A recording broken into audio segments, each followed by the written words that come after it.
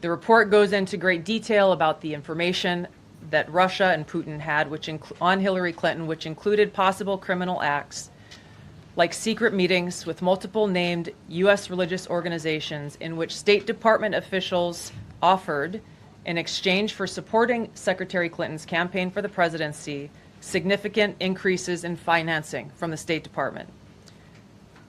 They also had documents that showed the patronage of the State Department to State Department employees who would go and support Hillary Clinton's presidential campaign. There were high-level DNC emails that detailed evidence of Hillary's, quote, psycho-emotional problems, uncontrolled fits of anger, aggression, and cheerfulness, and that then Secretary Clinton was allegedly on a daily regimen of heavy tranquilizers.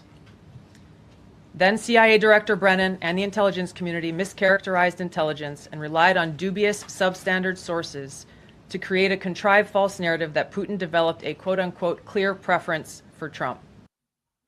And there you have it. Tulsi Gabbard today at a press conference. I think this was this afternoon, so it wasn't all that long ago, talking about these declassified documents that are making their way to the surface. They revealed that the Steele dossier, which alleged ties between Donald Trump's 2016 campaign and Russian interference, if you remember, that this was included in the main body of the 2017 Intelligence Community Assessment called the ICA on Russian election interference.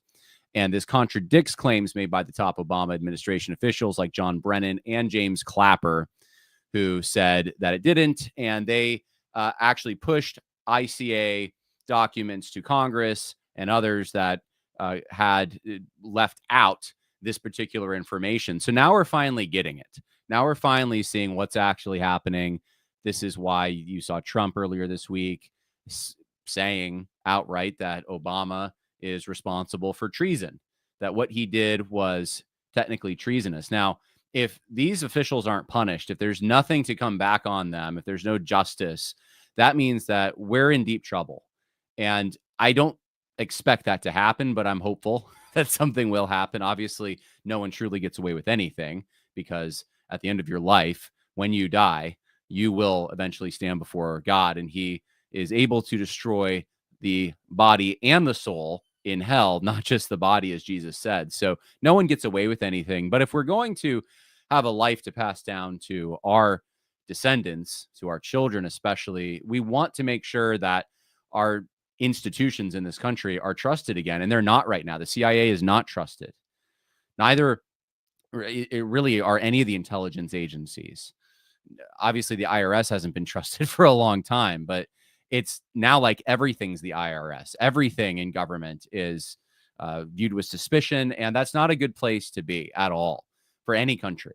That means it's an opportune moment. It's the moment is ripe for someone to come in with very innovative ideas that sound good on paper, that may not actually be good, revolutionary schemes, and to gain a mass following based on that, using low information voters and people who aren't really thinking straight about these things, but are whipped up into an emotional frenzy, and they can take over the government quite easily because there is nothing to keep the present system in place. There's no reason to get behind it and support it. Why would you, right? It's so corrupt, and we're finding out more and more about its corruption. And so the Trump administration has an opportunity here, a window, a small window to do something about that, but the trust has to be restored, and it has to be restored soon.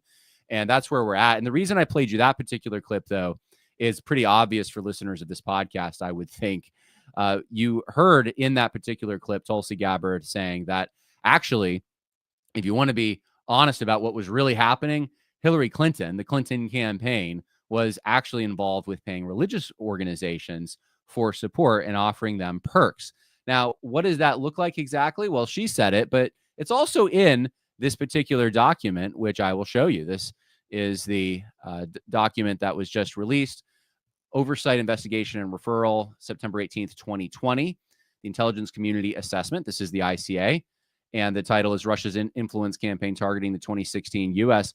Presidential Election. Now, if you type in the phrase religious organizations, you'll find on, I don't know what page this is, but about almost halfway through the document, that there is this section. It says the Russian Federal Security Service in August had details of secret meetings. So the Russians had knowledge of something that was going on in our politics. And what did they have knowledge of? There were multiple named U.S. religious organizations in which the U.S. State Department representatives offered, in exchange for supporting Secretary Clinton, significant increases in financing from department funds and the patronage of state in dealing with post-Soviet countries. Now, if you notice, one of those post-Soviet countries would probably be Ukraine. And it makes you wonder to what extent you have the State Department of the United States acting as an arm of the Democratic National Committee and telling religious organizations they need to support Hillary Clinton, and they will have some kind of access, some kind of special patronage in former Soviet places. Ukraine has to be at the top of the list in everyone's mind on this. And of course, there's a lot of Christian organizations over there in Ukraine. There's a lot of charities, quote unquote, but there's also a lot of corruption. Ukraine is known for this. And so the question I have is, what does this look like? There's no details in the report, but obviously somewhere this exists. Somewhere someone knows what was actually taking place. And maybe this explains some of the shenanigans we saw. Now, I'm not saying it explains all of it. I still am a firm believer, and I don't think this will change, that whether you have support coming from moneyed interests or the government or big business, you are going to have ideologues who spread their ideology. But the way that ideologues get other people to see the utopian dream they're selling and support them, even though those people aren't ideologues, those people are opportunists generally. The way that ideologues get opportunists to support their schemes is oftentimes through financial incentives. And I think that's what you have here. You have leftists essentially using the apparatus of the state to get religious organizations who should not be and should not have any business taking bribes from anyone to support them. And, I don't know what those organizations were. I don't know. I mean, some of you might be thinking, well, that's got to be the Gospel Coalition or something. That's got to be World Vision. That's got to be, I don't know, if you're in the evangelical world, did the Southern Baptists take any money? Was Crew taking money? I know I saw a lot of woke stuff coming from them. I know even the Gospel Coalition published an article supportive of Hillary Clinton. Were they actively taking money? Was Russell Moore on the payroll somewhere? Was he? And I don't have answers to those things, and the document doesn't tell you exactly. But something was obviously going on, and I'm sure this went way beyond Protestant denominations. This sounds like it was broader. It was religious. We don't even know if it was limited to just Christianity, although I'm sure in the United States it was probably heavily Christian. So how's that to get your afternoon revved up here as you think about the corruption in our government?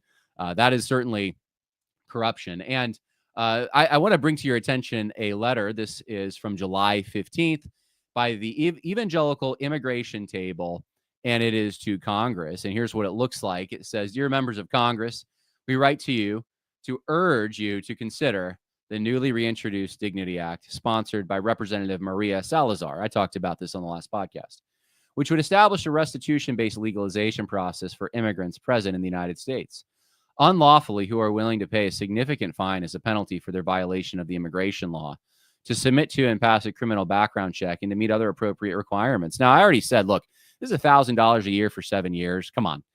Really? I mean, what kind of benefits are you getting that exceed that number likely? Now, okay, you have to pay a fine. You're here, I think it's 7 years. And then what happens after that? Because this particular representative, Maria Salazar, has also said, well, for now, we just we let them in the country essentially, and we let them stay here. But it's to a future government, it's a future politicians to make the decision as to what to do with them permanently and to extend citizenship to them, which is what we know was behind this from the beginning. We know what a scheme like this is. If you're not after solving this right now, you're not after solving it. You're playing games, you're playing politics, but I think more than that, you're actually trying to get a amnesty situation, because the politics, especially in the Republican Party, which Maria Salazar is a member of, the politics favor actually deporting people right now. But anyway, it goes on. It says that equally as important, the proposal does not provide amnesty, right? They always say we don't provide, it's not about amnesty. It's always like it's a step towards amnesty or 2 steps towards amnesty. It's never amnesty though. Instead, it would actually exclude these individuals from receiving federal benefits and or entitlement program resources for which they have not paid in. Moreover, the Dignity Act would ensure that immigrants who have committed violent crimes are deported, keeping our community safe. So, I mean, what does that mean, though? Paid in? Like, can you take advantage of welfare benefits simply because, well, you're paying in at a certain level, even though most of your work is off the books? Like, what's this practically going to look like? That's what the American people want to know. And I think most of the American people, at least on the Republican side, are firmly against this from the outset. Well, the vast majority of evangelical Christians believe that violent criminals should be prioritized for deportation. Lifeway research finds only 17% of evangelicals say the same about those who would be willing to pay a fine as restitution for breaking U.S. immigration. So it goes on. Let me just get to some details that are actually relevant here. They cite statistics we've talked about before from this Lifeway research, because this is supposed to make the case that evangelical Christians are actually behind this. The base of the Republican Party really does want this, which I've talked about before. I don't think that this is probably accurate. I think this is an attempt to prove that evangelical Christians are in favor of these things by organizations that are that evangelical Christians are paying for, essentially. So they're representing evangelical Christians. They are getting money from the government, and often for resettlement programs, that kind of thing. In fact, look at the people who are mentioned here. The Asian American Christian Collaborative, they're left wing. The Council for Christian Colleges and Universities, I would say they're kind of left wing. The Ethics and Religious Liberty Commission for the SBC, they're left wing. The National Association of Evangelicals, they're left wing. The National Latino Evangelical Coalition, they're left wing. And World Relief, they're very left wing. So those are the organizations, but they all interface with evangelicals and claim to represent them. And so they need to prove somehow that they have this groundswell of support. But it makes no sense. It makes no sense given the fact that why would it be that whatever it was, 81% of evangelicals voted for Donald Trump, and they knowing that his policies on the front end were to take care of this problem, and then, oh no, almost a comparable number actually don't want those policies. That doesn't make any sense.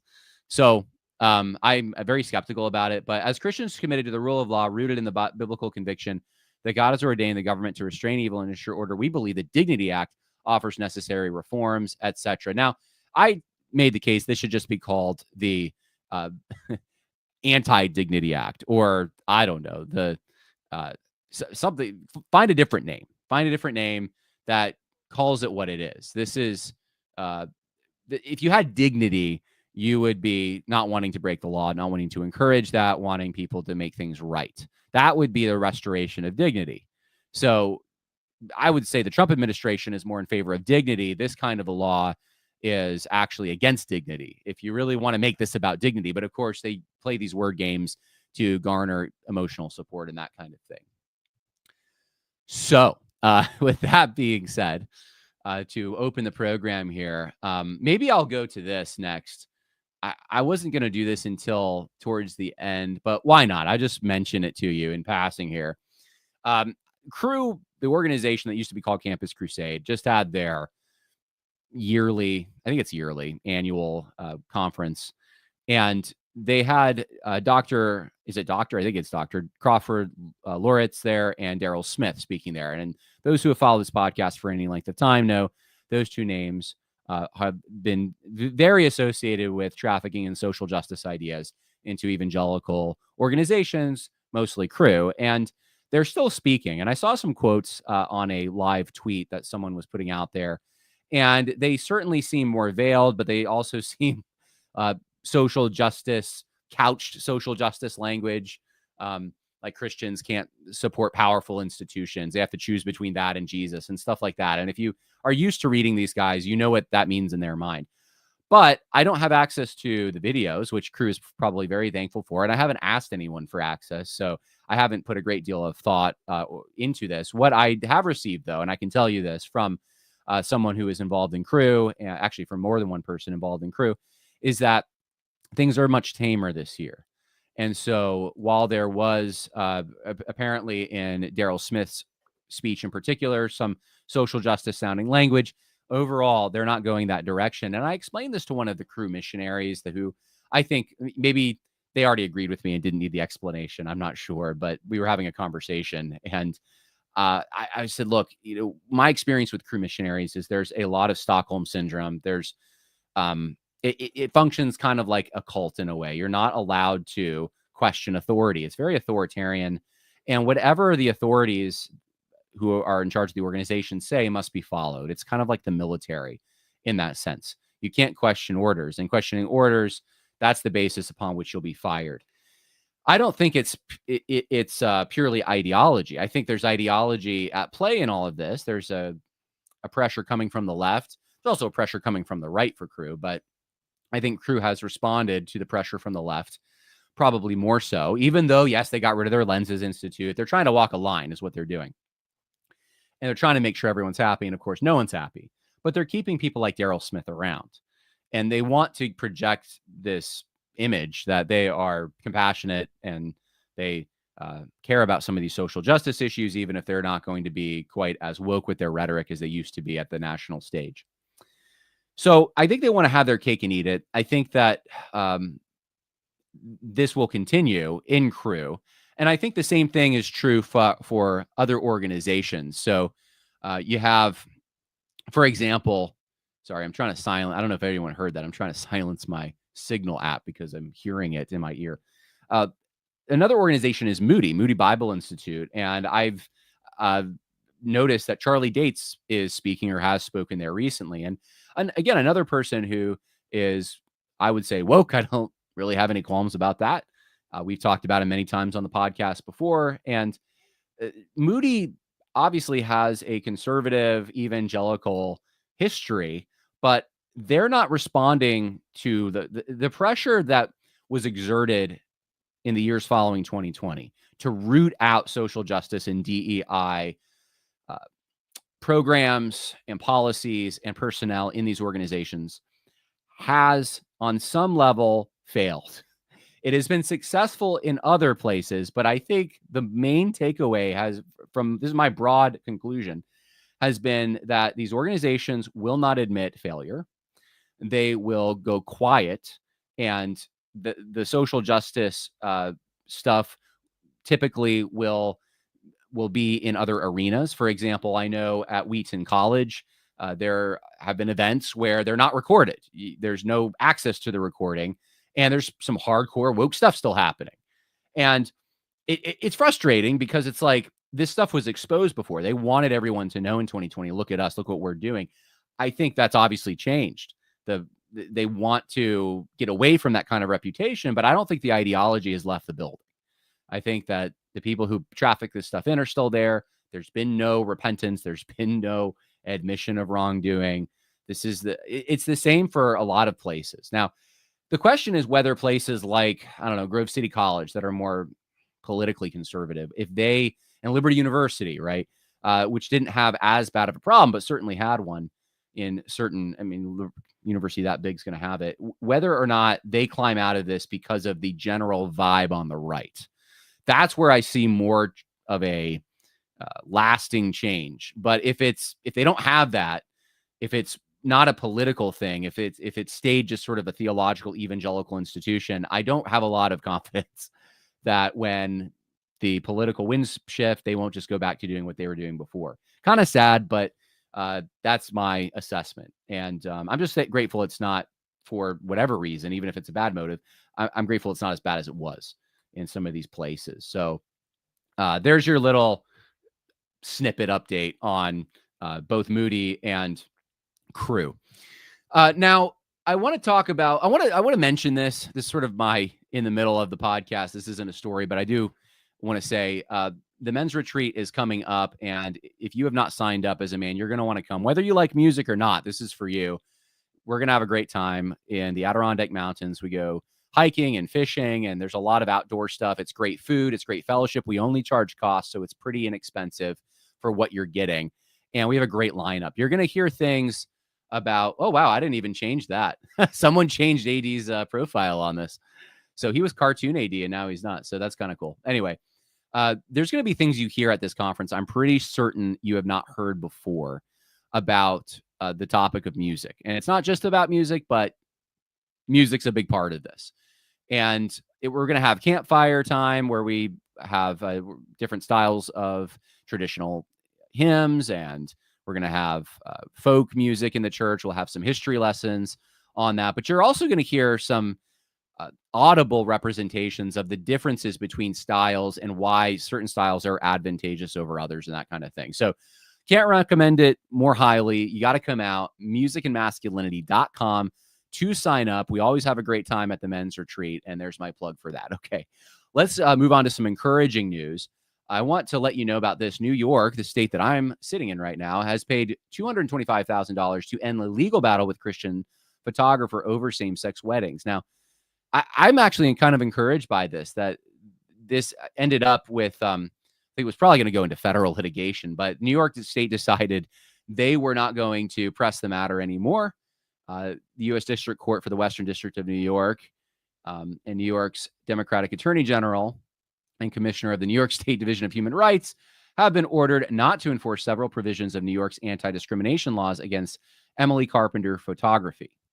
Now, if you listen to this podcast, I know I've said that like 4 times. Hey, you got to listen to the podcast. But if you listen to the podcast, you'll know this is one of the things I was concerned about before the election. New York State passed a provision that actually changed their constitution. And it put in a non-discrimination clause to the effect that you can't say anything against someone's immigration status, let alone their LGBTQ plus whatever identities. So pretty radical, extreme stuff, and hard to eradicate because it's part of the Constitution now. And it's good that you at least have some pressure there coming from, this is what I said. I said the federal government's going to pressure this. And I think that's what's happening. And that's a good thing to see. Alliance Defending Freedom was involved. You can read more about it if you're curious, but I think this is a win. And hopefully this stays. I mean, it does matter who's in the White House, even for these state level policies. We're going to go to, I have a bunch of little things, and then we're going to get to some broader things. I'm working towards the Zoomer stuff that I want to talk about. So this was interesting. My good friend, Sean McGowan, Pastor Sean McGowan, Presbyterian friend. I do have some Presbyterian friends, that is. He talked about how PCA churches, if you walk in, there's going to be a variety of different worship practices, and that this is unfortunate. And, I thought, when I first saw that, I was like, I don't know, like how heavy regulative principle Sean McGowan is, but is he saying you got to sing Psalms? Is he saying you got to, I don't think he's there. I think he's more like traditional hymns are best. Anyway, now I know what he meant more. Okay. David Cassidy, David Cassidy is serving at Spanish River Church. Okay. So I think he's the president there. I've seen this guy before. Oh yeah. I know I've seen this guy. Okay. David Cassidy was part of the whole like anti-Zach Garris thing last year. And just saying some ignorant things. Okay, so anyway, David Cassidy. Herein lies the problem of constant conflict. I've no doubt that the worship of the church that Irish Presby serves, and that's Sean McGowan, is faithful. But the desire to impose a single form can only lead to endless debate and division. Let's avoid this. Now, here's some just pictures of the worship at Spanish River Church in the PCA. So it's not just it's not that it's contemporary. Okay, contemporary just means like present, up to date, that kind of thing. I don't know if anyone has a problem with contemporary. Innovation, maybe, but not contemporary. Sloppiness, maybe, but not contemporary. But obviously, contemporary is the word that is typically used to, it's the banner all these other things fall under. And so here it is, right? It's not the contemporary element that's bad. It's just that it's so casual. And you have to want, this is what I saw this meme the other day. I know I don't talk about memes much. We shouldn't craft our views based on memes, but I did see this meme that made a great point. And it said, when the world worships their idol, and it's all these sports broadcasters on ESPN, and they're in these amazing suits, pinstripes, and just, they went to the dry cleaners. I mean, it looks good. And then underneath it, you saw the church when they worship their God, and it's images like this. And I understand it's not there's traditions and things. There's specific kind of traditions that have developed in these different institutions. But I do think that it's to our peril when we decide that in the worship of God, we are going to just be really casual. I understand. Come as you are. Let us reason together. the Lord accepts and receives those with a penitent heart who are humble before him. I'm going to be preaching on that this Sunday, actually. And I get that. And if that's what you're used to, I'm not even necessarily for a dress code, but maybe this church needs it. Maybe this church needs, because it wasn't passed down. And it's like, John, how can you say that based on someone's dress? I'm just telling you, when it's this casual, something is wrong. You're worshiping the God of the universe, right? And it is more something that it's caught more than taught. It's something you see. I'm not saying these people don't have some fervor for God or worship in their heart, but there's something off as well. And you see in this, these aren't very agreed. Well, there's a woman, I guess. I don't think that's preaching. I'm assuming here she's probably just reading the Bible.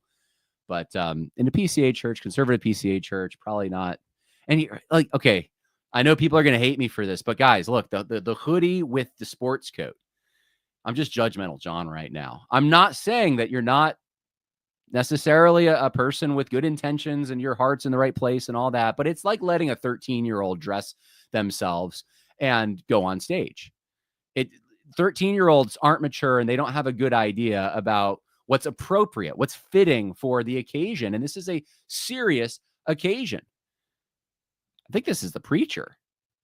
I just, this is, something very casual, intended for sports, for chilling around, and then mixed with something semi-formal and mixed with jeans. And it's a confusion, guys. It's a confusion. And I saw some of the videos too, and they're worse. But I wanted to weigh in on it. I suppose somewhat as a teaser for the Music and Masculinity Conference, because we're going to be talking about this. My task is to talk about the importance of tradition.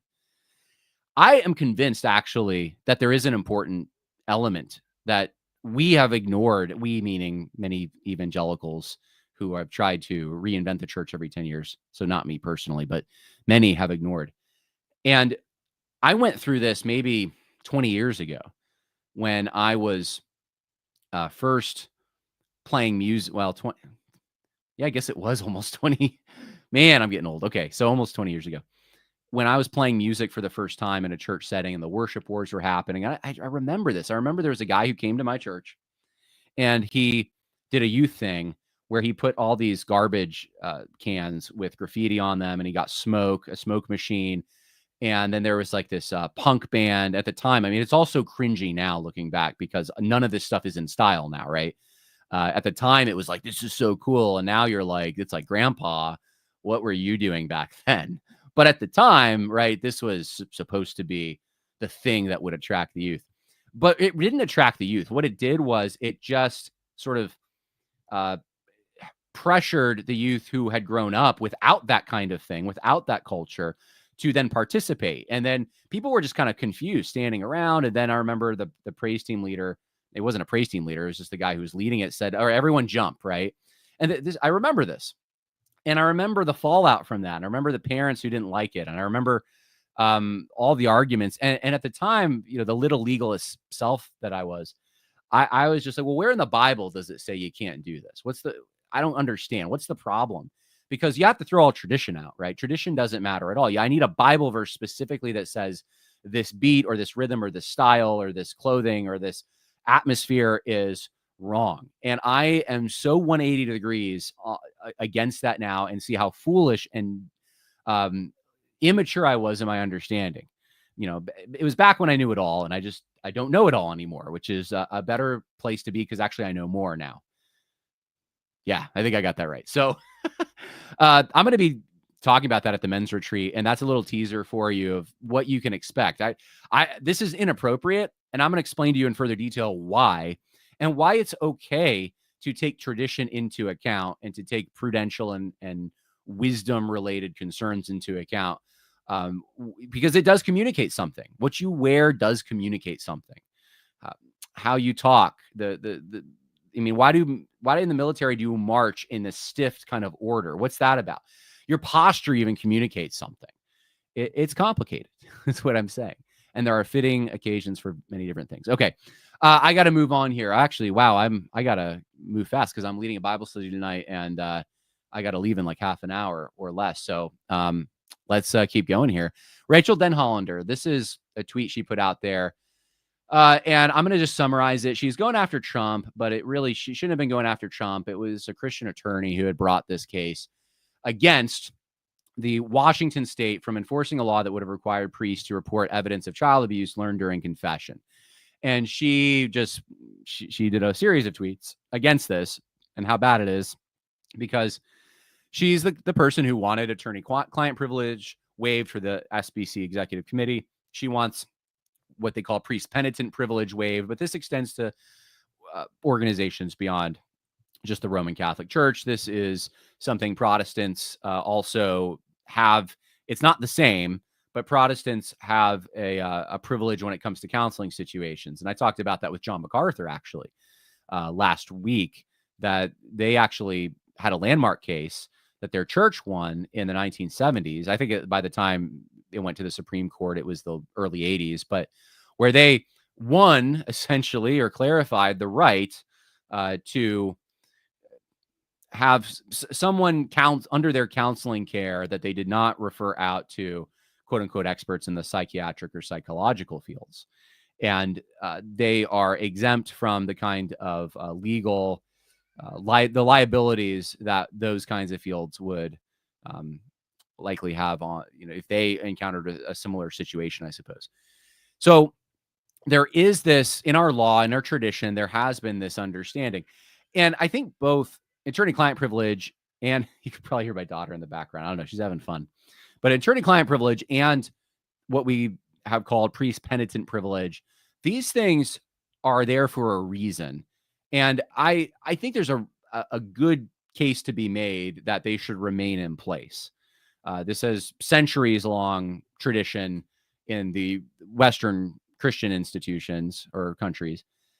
And I think fundamentally what it is attempting to do is ensure that a spiritual leader, a Christian pastor, has the freedom to be able to counsel difficult situations and provide spiritual advice to someone without the fear that that person is going to be confessing, as it were, to the state directly. Because otherwise, why not just make the church the arm of the state, right? It's an intention. The intention is to put a separation there. That the purposes for these kinds of things in the context of the church are for a heavenly purpose and not for earthly purposes. Now, it doesn't mean that you can't have a pastor or, I suppose, a priest who, well, now in the case of the Catholic Church, this actually might be different. I think there's a penalty for it if a priest breaks that. It's like the Hippocratic Oath. In a Protestant context, which I'm more familiar with, there is, I think, more of a willingness to report things that are necessary to be reported, but it's at the discretion of the pastor. And generally, the pastor is trying to guide someone spiritually who wants help with these issues towards reporting themselves if it's necessary. So if someone's coming and they want help and they're repentant, normally that's not the kind of person that is committing criminal acts and is presently raping people, let's say. Maybe the rapes have happened, but they've happened, and now it's the aftermath, and they're coming to try to get help. And so to shut that off, which is what a policy like this would likely do, would be to probably catapult your society into even more depravity as people feel like they can't even go share with a spiritual leader. So there's probably more that could be said, and probably it could be said by people who know more about this issue than I do. But I do find it rich that it's Rachel Denhollander who's on this crusade against it, when she was the one in favor of waiving attorney-client privilege. And her motives have been totally in line with the Me Too agenda and disregarding the due process that we've had established in our country for quite some time. Okay, let's get to the big stuff now, the big stuff that I want to talk about, which involves Gen Z. And I guess what I want to do is, what we're going to do is we're going to go through some stats. I have been one of the outliers, okay, on the right, and I've been skeptical. I've been cautious. I've been optimistic, but I have been cautious on whether or not Gen Z is going to quote unquote save us. This seems to be a millennial instinct more than anyone else. Millennials, for some reason, think Gen Z is super right wing, and they're going to come up and everything's going to be changed. And some of it might just be propaganda, but like Gen Z is going to save us because young Gen Z males are more right wing. And I've gone through some of the stats on this, and the reason I've been skeptical is because although there's a lot of different stats that insinuate different kinds of things, it does seem there is a right wing shift, not just in the United States either. It's in Canada, it's in even Japan. But at the same time, you also see on some social issues a softening. So yes, they're more likely to vote for Donald Trump. At the same time, they are more likely to support abortion. Is that right wing? And really the bigger question here is, what kind of right wing is it? That's what I'm, because there's different, the right is somewhat broad, right? You have your libertarians, you have your classic liberals, for lack of a better term. You have your paleocons, you have your Christian Reconstructionist theonomy types, and the list just goes on. You got your pagan right, you got your Groyper types, and what exactly is going on with the Gen Z males? Or are they just going into different rooms, as it were, in the building that we call the right? And it's sort of like a distillation into various containers rather than just like they're all in one pot. And I don't know all the answers to that, but I think that a lot of the Zoomer males are more transgressive. And there's a lot of this just from my own experience. They feel like they've been kicked to the curb their whole life. They're dealing, oftentimes, the stats bear this out, certainly, with a lot of dysfunction. And they're tired of being called names because they're white or they're male. And this is all contributing to the situation we have before us. On top of it, they're getting a lot of their information, not because of necessarily a scholarly process or going to legacy institutions, which who can blame them for not wanting to go to legacy institutions, but they are going to chat groups online, and it's forming a lot of groupthink. So there's all these different dynamics, which I've talked about before. And obviously there's exceptions to all of this, but I think I'm somewhat confirmed in my skepticism based on this, because this stat is kind of a big deal. This is from March 1st, 2025. I don't know how I missed it. This is from Newsweek, and it's about Gen Z and debt. And it's funny, this whole thing came about because of a conversation I was having with my wife. There's some podcast she listens to about financial, getting out of financial holes, I guess, and some financial advisor. Anyway, Gen Z, apparently, he was saying, is like really bad. And I said, really? So I looked it up. And here's a chart. You can't see it if you're listening, but Gen Z of every generation, that silent, boomer, X, millennials, Gen Z. And the reason it's probably only going 97 to 2006 is because at the time, I would assume it's not going to be testing for people who aren't of age, right? So these are adult Gen Z people, but they have per capita the highest average debt. It's incredible of any group. Now, I think this is per capita. Let's see. Yeah, I believe so. So they have the highest debt, over $90,000 in debt. When you're just starting out life, how do you have about $100,000 in debt? How is that the average for a Gen Z adult? How? Now, Megan Basham had responded when I posted this, and she's like, well, that's probably like school loans, right? Because we know education's gone up and that kind of thing. No, it's actually not. It is credit card debt. 56% of the debt is credit card debt. Student loans is only 31%. Personal loans, 23%. Medical, 19%. Mortgage, 16%. Auto loans, 10%. So 56% is credit card debt. Now, credit cards, when you have credit card debt, that's like the worst kind of debt, the highest interest rates. I mean, I think that honestly, the predatory loan industry needs to be put out of business by law, because we clearly have a generation that doesn't know how to handle finances. Now, I saw people defending all this online saying, well, like what are they going to do? Their back's against the wall. It's all these structural things that are keeping them, that are preventing them from actually ascending. Now, here's what I want to say to that. Because, I mean, you heard a similar thing, right, during the woke stuff, right? Look at these minority groups and why there's a disparity. The disparity exists because they have no other option, right? Obviously, there are situations and conditions in history where you think of like coal mines in West Virginia, right? Where it's like, well, you're kind of stuck. You'll never leave Harlan alive because the bank owns you.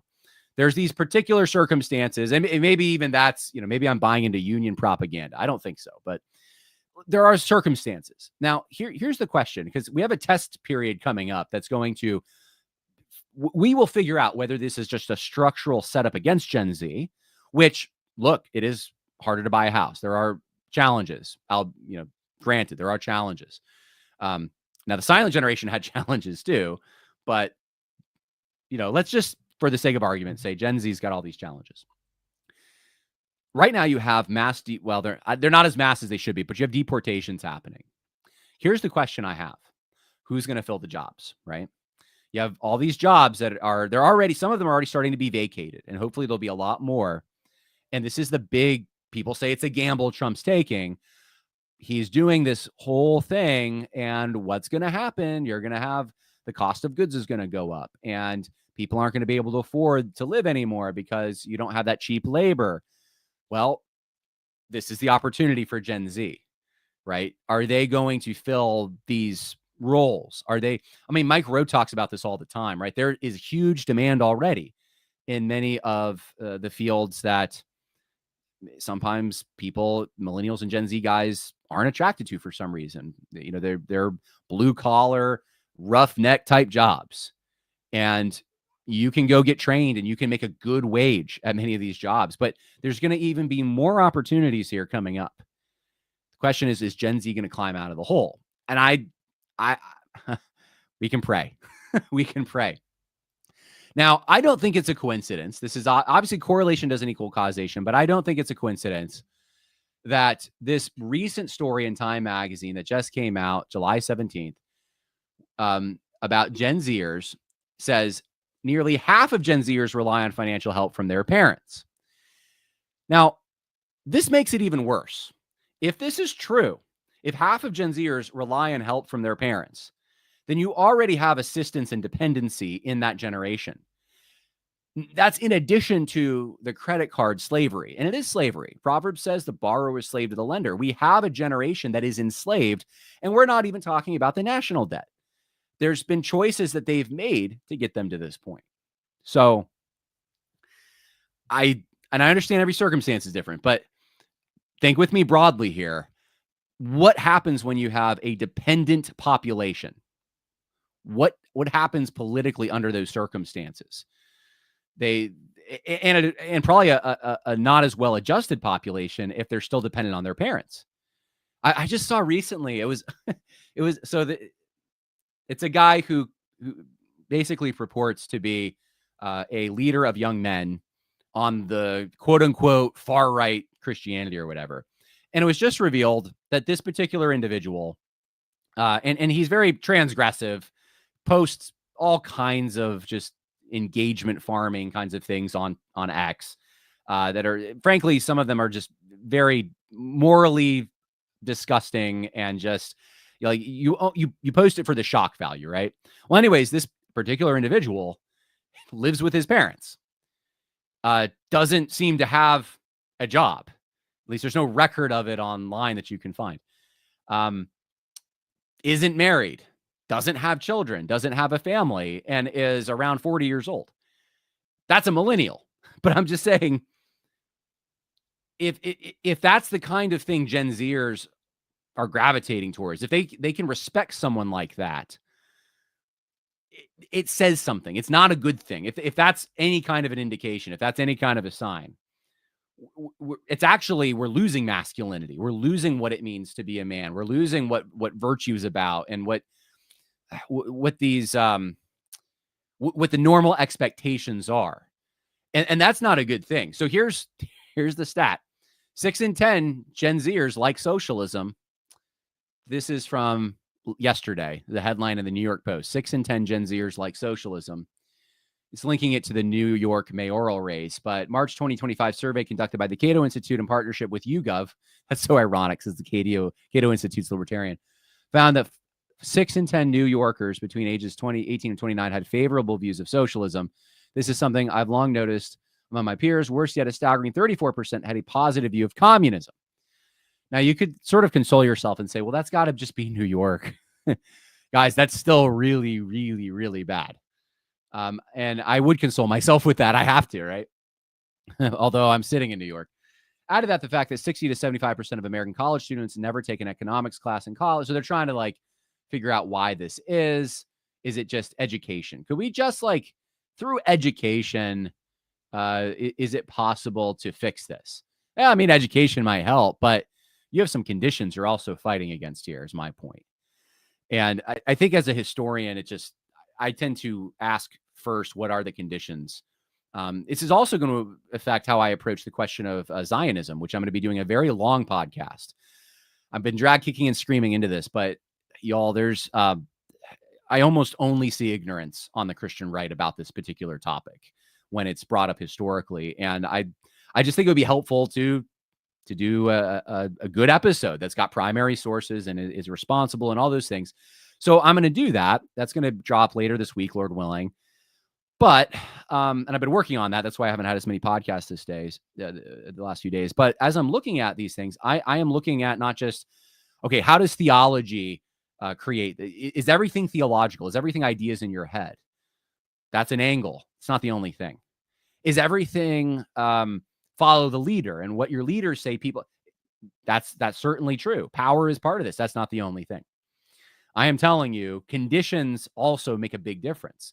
The environment, the needs of the day. Oh, why do you think natural law is so big now in Christian circles? It's big because people are realizing the sexual revolution has gone so far, it's erasing the intention God had for his creation when it comes to gender. So what's the need of the hour? What's the natural thing people are going to do? There's an incentive to find something that is going to argue against that position, right? So I look at those things as well. And I'm telling you, the conditions we're in right now, historically speaking, a population of dependents is going to have no qualms with more dependency. It's going to be fine with them.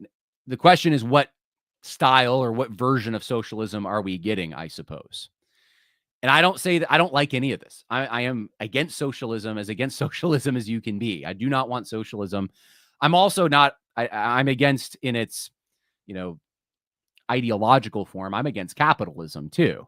I'm against what they used to call commercialism, where the state and the market get involved. And I don't even think what's good for the market is necessarily good for the population. This is why I'm doing the Great Book series, which we are going to get back to, by the way. I know I've had a number of other things in my way, but it's why we're doing the conservative Great Book, so people can be reintroduced to our tradition. We're born into a society with obligations, localism, loving tangible things, being responsible for the things God has put you responsible for to love in your actual environment. And this has economic ramifications downstream. A more free market is not ideologically a free market, but a place where you can exercise those responsibilities, and those become the rights you have. They're linked to those responsibilities, is what we've had in the United States for a very long time on a certain level. And that's being eroded. Socialism claims to obviously meet these needs, but everywhere it's tried, it creates problems, it creates disparities, it creates corruption. It's fundamentally, the respect for law goes down. It creates theft. In the extreme forms, you have these communist dictators that rise to power. Obviously, it is not something we want, and it's out of step with Christianity. This is not a Christian civilization anymore. Once we get a full-fledged system like that, we already are halfway there, right? We already have so much dependency as a people, but that's accelerating. And I think Gen Z is likely going to accelerate this more. So the question is, what kind of socialism, more than, I suppose, anything else? And I was going to show you one more poll I don't know if I can. Oh, I didn't pull it up. So this was my bad. Let me see if I can do it on a quick search engine, because it was in the news lately. Let's see. It's the support Gen Z has or doesn't have, as the case may be, for Trump. So here's a story. I don't know if this was the one I originally wanted to pull up, but this is the one I'm getting. So it's from Yahoo News. Gen Z support for Trump collapses amidst Epstein fallout. Like, it really collapses. And I don't know if this is all Epstein, but this is the point I want to make on this is the U.S. president's approval rating 18 to 29-year-olds fell from roughly even around the time of his inauguration in January to minus 40 by July. Well, that's a lot. Okay, now if you're going to attribute that to Epstein, I understand, and I don't have time to get in the Epstein thing right now. I understand, but this also creates the impression that this is a very fickle generation. This is a generation that this is a wild swing. So if that holds, if this is a generation that's very open to innovation, that's very open to new ideas, and they will accept them, and they have wild swings in their opinions, and it's okay, and they're dependent, I think we're going to get socialism, guys. I hate to be the bearer of bad news. I think and we got to fight against it. Obviously, we got to preserve where we can high trust communities that can resist this kind of thing. But it seems like we're going to get more dependency. It seems like things are ripe for the kind of personalities that can take advantage of the emotions of the masses. I hate to be the one saying this to you. Pray for your country. Obviously, I mean, I've been encouraged by some things with Gen Z, but this is sort of confirming some of the gut feelings I've had. Now, the question is, what kind of socialism, right? I've said that like 4 times now. Is it going to be a national socialism, or is it going to be a international socialism, right? And I don't know. I tend to think it's going to be more, I think the woke guys probably still are going to have an advantage moving forward, but I could be wrong. I could very well be wrong. There's history, a lot of converging forces come together, and a lot of things can happen. I don't have time to play this full clip, but I want you to just see a minute of this. This is, I guess, a Nick Fuentes fan who's Gen Z. And this is, he was with a journalist, I suppose. I had never heard of this guy. He's, I think, from Al Jazeera, but it's what I hate these things. I'm going to be honest. I hate this format, but this is I think it's called Surrounded, if I'm not mistaken, but it's a format where you're surrounded and someone's on the hot seat and they got to argue with people who oppose their view. In this case, it was a leftist reporter or journalist with supposed far right advocates. And so here's one of the exchanges. Nice to meet you. Pleasure to meet you, sir. Mehdi, lovely to meet you. So I would say that with Trump being anti-Constitution, I don't really care, to be quite frankly. Okay. Because in regards to the Constitution is a document that should seek to serve us. Yes. And when it fails to seek to serve us, that can be amended. Laws can be changed. And quite frankly, the fact is, we're defending things in this country that shouldn't be defended. The First Amendment should not defend pornography and making children and women be victimized. Making women and children be victimized as a result of that. I think things like blasphemy shouldn't be allowed per the First Amendment. I think that, quite frankly, there are a lot of legal processes that are enabling criminals and bad people to fully enact their will in this country in the name of the Constitution or following the Constitution. So, quite frankly, if Trump is anti-Constitution, good. And I think he should go further. So, okay, let me just say something real quick. If that's the Gen Z male, if they all believe that, that's great. That's it's a huge shift, and it's really good, right? Because obviously pornography should not be included as a protected speech under the First Amendment. But here's one of the problems, and you have some ignorance here, and it's like we all have ignorance, right? So I'm not judging the guy. I'm just saying I've seen this sentiment. I've seen it online quite a bit. Very anti-Constitution. You got to understand, it's not, the Constitution is not it can be amended for one thing, and it's not a suicide pact, but it's an attempt of our founding fathers to bring together principles and the light of experience together to craft something that was suited for the population at that time that could be amended depending on where the population went. It was for a high trust society that had a strong religious and virtuous tendencies, and we don't have that. Now, the problem I see with all this is when you give the impression you just don't give a rip about the Constitution, That's like if you're British and you don't give a rip about the Magna Carta or the monarchy, let's say, or like there's something intrinsic to our identity. We are, perhaps the first republic that had a written constitution, at least that's lasted, and it's been the model for other places. There's a lot of good things to glean from the Constitution, even if you think we're post-constitutional, which I've made the case I think we are in many ways. So here's the thing I would say. Yes, it's the principles behind the Constitution, it's the experience behind the Constitution that we want to defend, right? The Constitution is not a suicide pact, but neither does the Constitution or the Bill of Rights say that pornography or blasphemy is included protected speech. And that's where this guy, he wants to like just throw the Constitution under the bus. How about the reinterpretation of the Constitution, the incorporation doctrine even, that has allowed courts to basically supersede state and local customs and laws that made pornography illegal? That's the problem here. But he blames the Constitution. He gets off on a really bad foot here because, I mean, he's able to make this guy, apparently he's American citizen, but he sounds like he's from Great Britain, but he's able to make this British guy sound like he's somehow more appreciative of America, which is just not obviously great. But I think I'm more concerned about that spirit that just doesn't see the Constitution as valuable. It is valuable, even if you think we're post-constitutional. This is wonderfully revealing of the modern conservative mindset. So I appreciate you spelling it out so great. He represents the modern conservative mindset. That's not, no, he doesn't. Openly. Just checking, do you support the Second Amendment? I do. Okay, surprise, I was shocked to hear that. I'm saying that Donald Trump is defying the First Amendment, the Fourth Amendment, the Fifth Amendment, the 14th Amendment. He's thinking of defying the 12th and 22nd Amendments. You're saying you don't care about the Constitution, but actually you do because you quite like the Second Amendment. You just don't like the bits that you disagree with. Can I just be clear on that? Yeah, absolutely. Okay. I'm more than willing to amend it and include whenever the it's in your Second favor. Amendment. Yeah, absolutely. Okay. So can Democrats do the same when they're in office? No, absolutely not. Because you don't it's the believe in friend democracy? enemy. No, I don't. Absolutely not. What do you believe in? Autocracy. By who?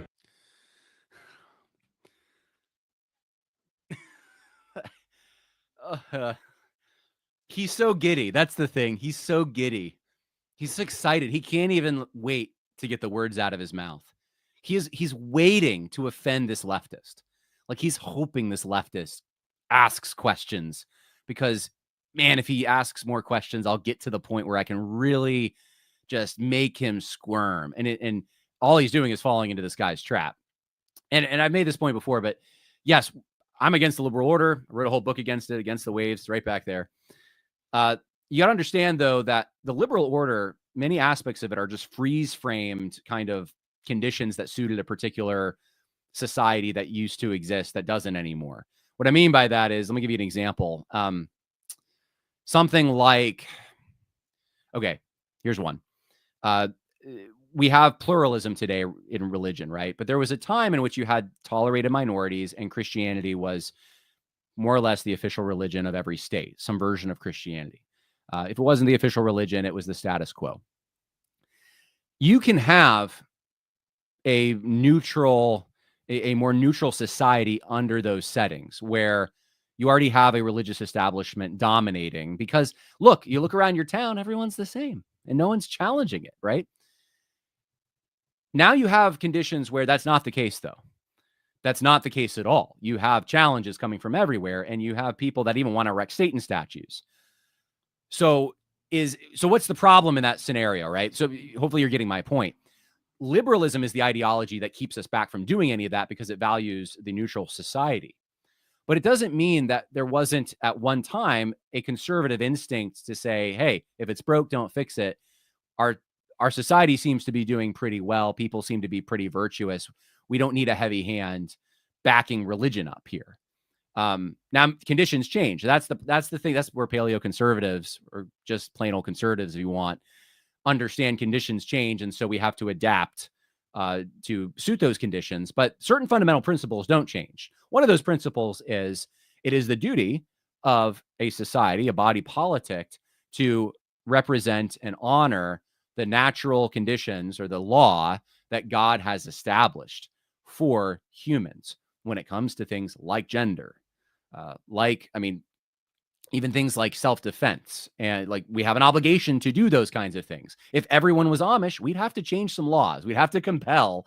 We have to have a draft or something, right? It would be a problem, but we don't have that problem because they're not large enough. So the only point I'm trying to make in all this is, in the zeal to kind of go against the liberal order, what you are seeing, I think, in front of you is an example of someone who is just chomping at the bit to be the mirror image of it. He wants to say your terms are acceptable.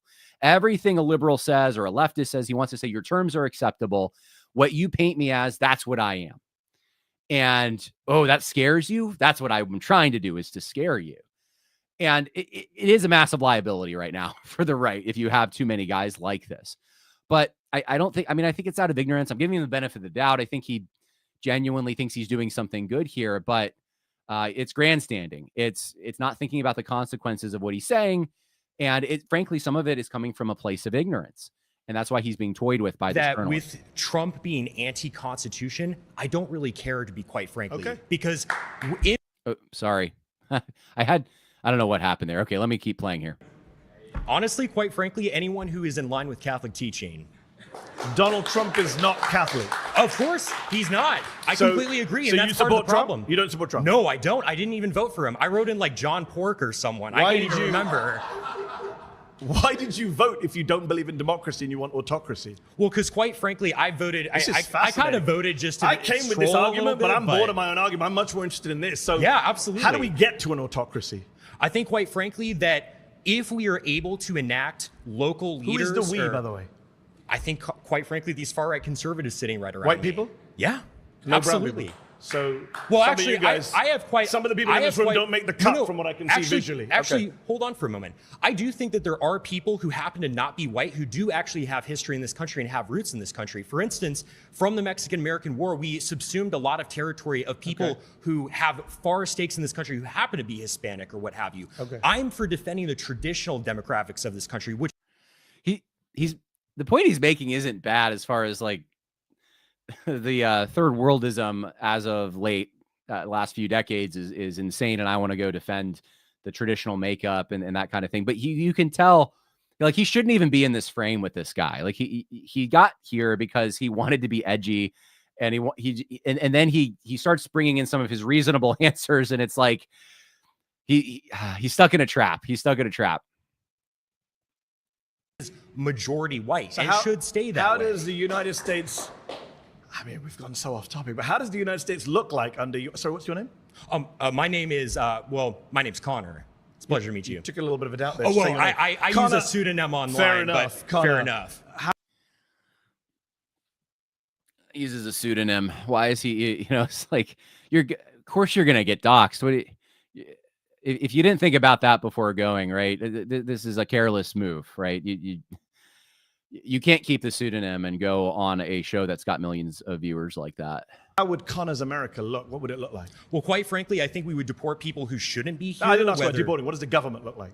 What does the government look like? Yeah. I would say, quite frankly, it's under a sort of benevolent leader, such as Where does he Franco. come from? It could be a kind of aristocratic class. Could be someone No, but who picks the autocrat? Frankly, the people. I mean, we could hold a vote on it. Kings So were isn't paid. that democracy? Well, sure. You can have a vote to get to that stage. And then no more votes afterwards? Absolutely. Wow. 100%. Wow. And if that autocrat kills you and your family, you're fine with that? Well, I'm not going to be a part of the group that he kills, because How do you that's the know? whole thing. How do you know? Carl Schmitt Autocrats tend to kill everyone, Carl even their own Schmitt makes supporters. this point very well in his work. It's the friend-enemy distinction, right? You Carl liberals, Schmitt, the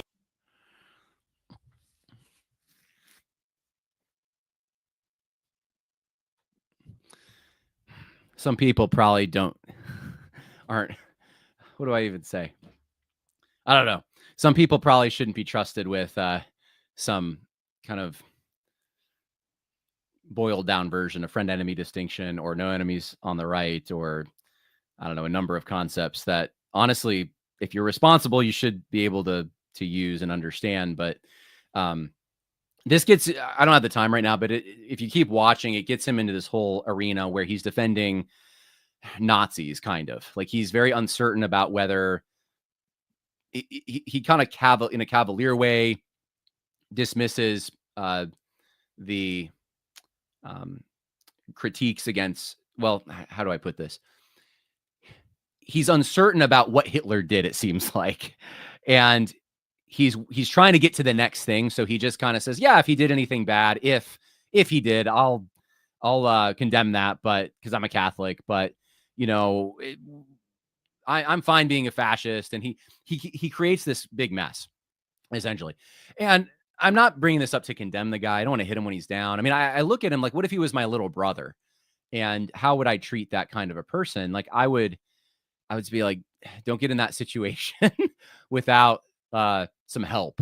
Know what your mission is, what you're trying to go there to do. But I would also ask him, like, who are you listening to? I mean, the optics of this are so off. The Roman Catholic Church is going to be the main organizing principle of this new place. It's going to be an autocracy. It's going to be fascistic. And unapologetic about all those things. No need to really define anything. Nazis might be okay. It's just saying edgy things to kind of say edgy things. And so, does this itself, is this compatible with the trend? And if there is a trend towards socialism on the Gen Z right, and I would submit to you, I think it might be. I think this may be compatible. I don't think this.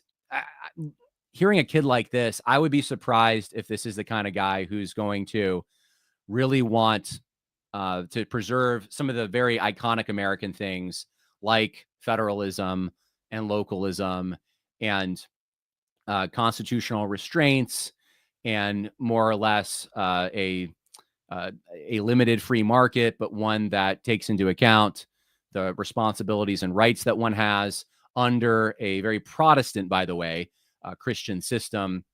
I mean, Protestants bring sort of this individualism, this work ethic that Max Weber talks about quite a bit, that it's different than Roman Catholic countries. I don't know how to put it. Like there is more of an authoritarian stream in Roman Catholics. And it doesn't mean all Roman Catholics. I mean, Samuel Huntington makes this point in his 2003 book, Who Are We?, that a lot of Roman Catholics who have been here for a long time have assimilated to a Protestant societal norm. But that's not what I'm hearing from this guy. And even if he's right, which I don't think he is, but the optics are so bad and it sounds so un-American, he's literally able to make a foreigner, someone who wasn't born in the United States, who even has a different accent, look like that guy's more supportive of American institutions and American documents and that kind of thing. I mean, remember, America was formed away from a monarchy. In a sense, even though that was a constitutional monarchy, America was a constitutional republic. And it doesn't mean conditions don't change and things can't change, but you're talking about drastic innovative changes that would take revolutionary movements. You're talking about something that ideology would accomplish. This isn't something that's rooted in traditional America, really. That's what I'm seeing. Okay. That's my opinion. So my takeaway, since I got to leave and I've probably already gone over time here. Hey, look, these guys that go this direction that I see online all the time. Now you saw someone in person. I don't think that it's always, sometimes it might be prudent to correct, but I'm not here to like just condemn someone who seems ignorant or, that they're trying to fight what they see in front of them. That's an actual threat. I do think there's some ideas that probably need to be condemned in this whole Groyper thing.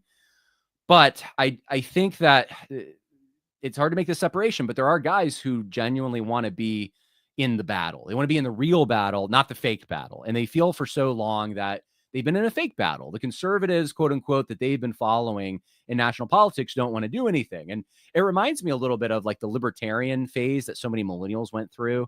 I kind of dabbled with it a little bit. It was very ideological. It was very judgmental. It was very idealistic. It sounded utopian. It was revolutionary. Even called some of it the Ron Paul Revolution, right? And it condemned everyone else who didn't agree. But internally, it was very factious. And I see that dynamic also playing out. There's purity spirals in this.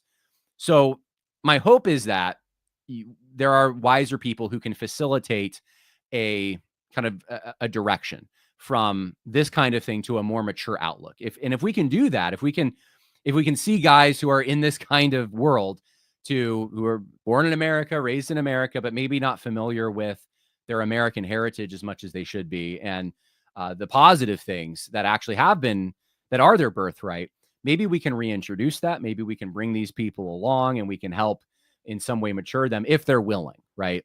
That's been my posture, and continues to be my posture. But I'm not going to give you a rosy picture that Gen Z males are just going to save us. I don't think it's going to happen unless God does something. So, okay, I'm really enjoying the I Can't Even John. Yeah, the I Can't Even John. He comes out every now and then where I'm just like, man, I can't even.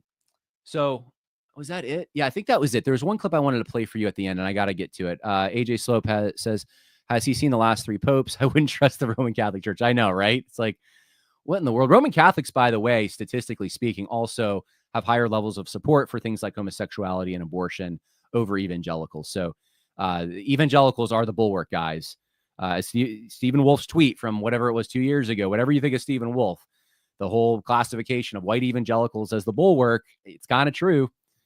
Obviously, the British Muslim would be in favor of systems and support people like him and punish those unlike him, the kid in the video. Sure. Yeah, I mean, the friend-enemy thing, the idea that there's friends and enemies and you punish those who are your enemies politically, I mean, that's called history. That's called the lamp of experience. That certainly does happen. The Constitution isn't a suicide pact. Yep, very true. All right. Sorry, guys. I wish I could get to more of your comments, but I got to get to Bible study. I'm going to play this clip in closing. This is a beautiful thing, and I just think it touched me. I almost cried. Mike Riccardi talking about the last words that John MacArthur gave before he left this earth. And I'm just going to leave it there. I'm not going to say anything after I play this clip, but I think this would encourage you. This is how we want to live our lives, so that when we can get to the end, when every word is taken into account, and before the judgment seat of Christ, we hear, well done, thou good and faithful servant, because every idle word will be taken account of. And here's what John MacArthur said. I hope it's okay to share, what was reported to me by some of those who were with John in the hours that he was ready to go to heaven. And one of the verses that were on his mind as his last, some of his last words was 1 Corinthians 15:55. Oh, death, where is your victory? Oh, death, where is your sting? And he was speaking about how the resurrection is the resurrection of Christ is the conquest of all of that. And it was reported to me that in between gasps for air, he said, I feel no sting. I feel no fear.